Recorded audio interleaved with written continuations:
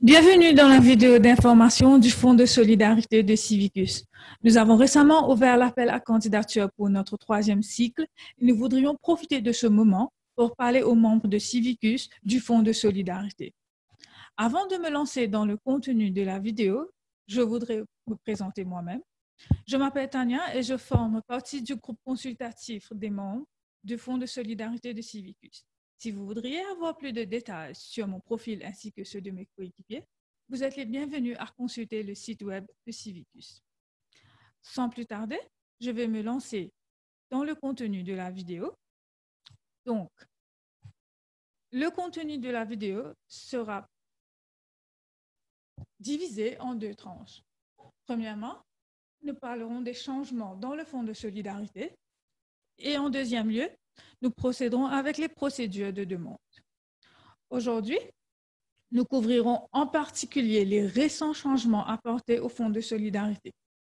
Nous aborderons également la manière de postuler au Fonds de solidarité Civicus et nous fournirons quelques conseils utiles à nos candidats.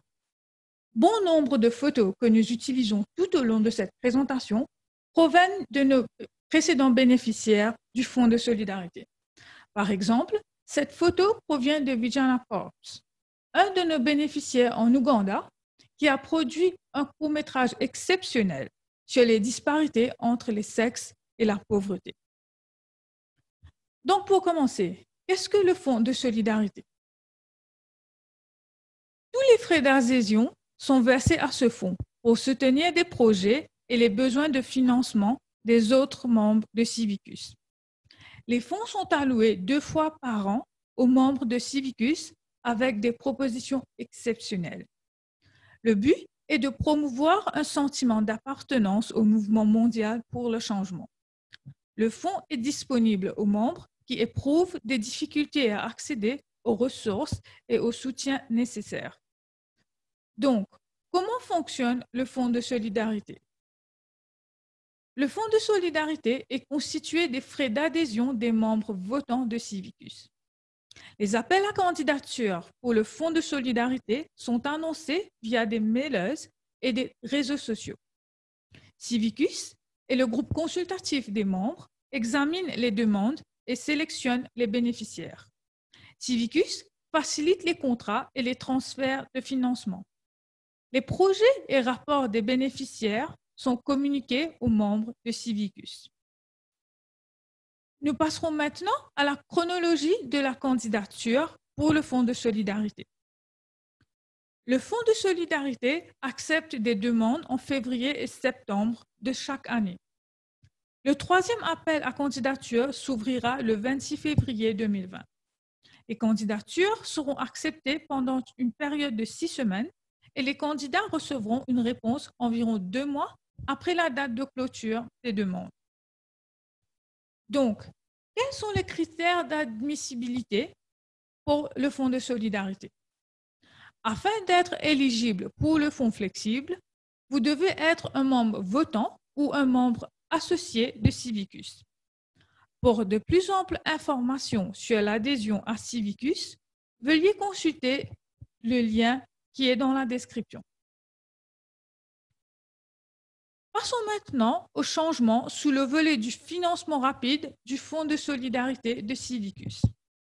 Civicus et le groupe consultatif des membres ont réalisé que l'acceptation de propositions de réponse rapide par le biais d'un mécanisme de financement qui n'ouvre que 2 fois par an ne fournit pas efficacement à nos candidats le mécanisme de financement rapide dont ils ont besoin. Ainsi, le Fonds de solidarité n'acceptera plus de demandes pour la réponse rapide, qui se faisait auparavant par le biais d'un appel à candidature.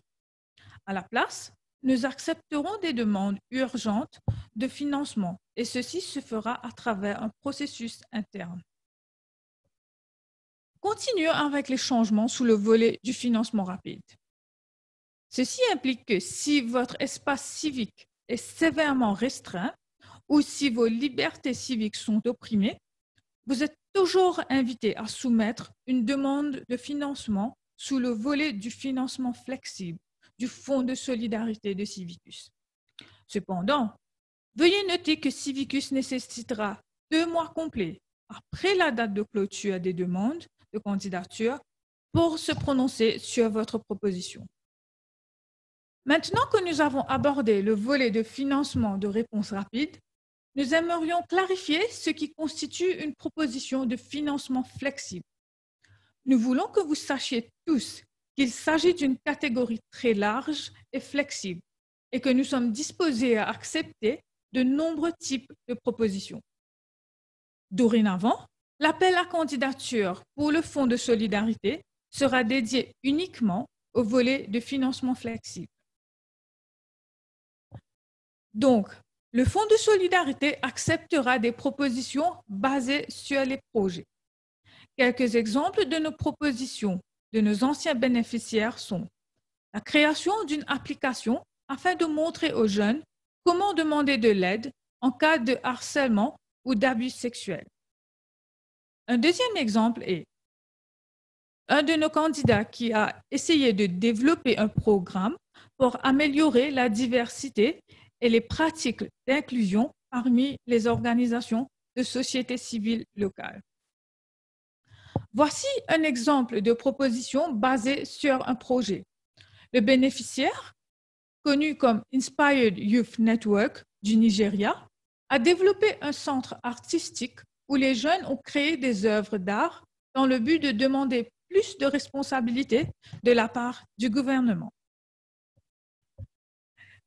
Je vais maintenant vous parler du financement de base, du financement flexible.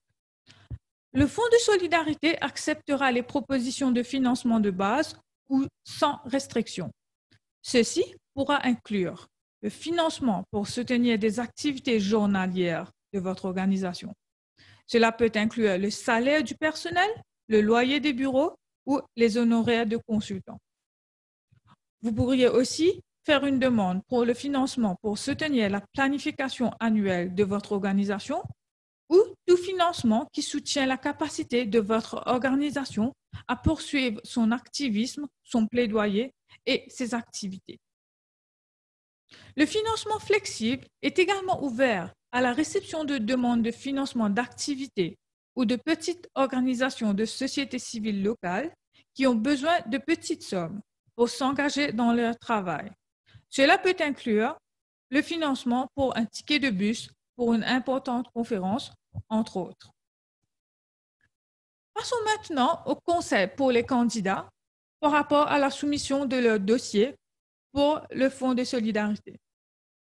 Premièrement, expliquez votre contexte. Il est important pour nous de comprendre le contexte social, politique ou économique dans lequel vous travaillez. Pourquoi votre projet est-il une nécessité? Il vous faut noter que malgré que nos experts viennent de différentes régions du monde, nous n'avons pas toujours une connaissance approfondie de votre contexte. Ainsi, ce serait d'une grande aide si vous pourriez nous apporter de plus amples détails possibles. Deuxièmement, expliquez la problématique ou le problème que vous abordez. Veuillez préciser qui est touché, quelle est l'ampleur du problème et ce qui se passerait si le problème n'était pas résolu. Encore une fois, veuillez préciser le contexte dans lequel vous opérez par rapport au problème que vous abordez. Troisièmement, expliquez comment votre idée proposée résout le problème ou atténue la situation que vous avez identifiée. Soyez précis dans la description de vos activités et du calendrier proposé. Quatrièmement, expliquez clairement les défis actuels. Quels sont vos défis actuels?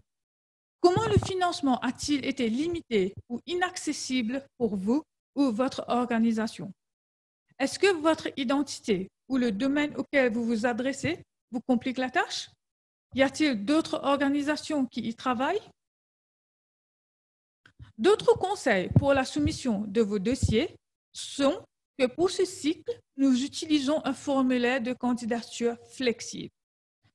Ceci implique que vous aurez une page pour expliquer votre idée de projet et pour nous décrire comment votre proposition est potentiellement une solution aux défis auxquels vos organisations, régions ou pays sont confrontés. Vous aurez également une page pour expliquer comment votre projet répond clairement aux critères d'évaluation du Fonds de solidarité de Civicus. Ces critères sont disponibles sur notre site web ainsi que dans le lien qui sera sous la vidéo. Avant de soumettre votre dossier, assurez-vous que vous avez accompli les conseils qui sont suivantes. Il vous est recommandé de consulter les sources d'information, qui sont les exemples de bénéficiaires des premiers et deuxièmes tours. Passez en revue les 8 critères utilisés par le groupe consultatif pour marquer le dossier de candidature. Et lisez aussi les exemples de candidature retenus. Tous ces éléments sont disponibles sur la page web du Fonds de solidarité de Civicus et le lien est aussi disponible dans la description. Si vous avez des questions, vous êtes invité à notre événement de Facebook Live qui aura lieu le mercredi 4 mars 2020. Si vous n'êtes pas disponible à ces moments-là, ne vous inquiétez pas. La vidéo restera disponible sur la page Facebook de Civicus pour que vous puissiez la regarder et ajouter des commentaires et vos questions. Sur ce, je voudrais vous expliquer l'idée derrière le Fonds de solidarité. Le but est d'encourager et de promouvoir les petites organisations locales et les individus dans leur activisme. Nous accordons une attention particulière aux organisations qui ont des difficultés à accéder au financement et ressources nécessaires. C'est dans ce but que nous avons changé notre formule de procédé. Et justement, le but de la vidéo. Sur cette photo, vous verrez GovData Opener, une organisation du Taïwan. Cette organisation est un des bénéficiaires de nos cycles d'application précédents. Le projet vise à améliorer la liberté d'expression au Taïwan. Ils ont remporté une compétition nommée Presidential Hackathon et ils ont même rencontré leur président et leur ministre des technologies pour leur présenter leur projet. Nous sommes tous émerveillés à ce qu'ils ont pu accomplir avec un peu de financement, mais beaucoup d'encouragement, de courage et de cœur. Et nous sommes très fiers d'eux et nous tenons à les féliciter. Sur ce, je vous remercie pour vos contributions et votre attention et je vous souhaite bonne chance pour la soumission de votre dossier.